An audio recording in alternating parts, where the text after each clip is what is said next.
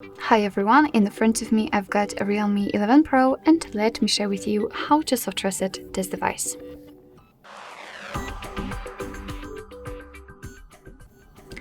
So the soft reset operation will be useful if for some reason your device stopped responding, you cannot tap on anything. Then your device, with the usage of the soft reset or force restart, will cut all of the processes, will turn off everything, and then it will restart the system. So in order to do that, we have to press the power button, which is right here, and the volume up button together and wait. So let me try to do it. Okay.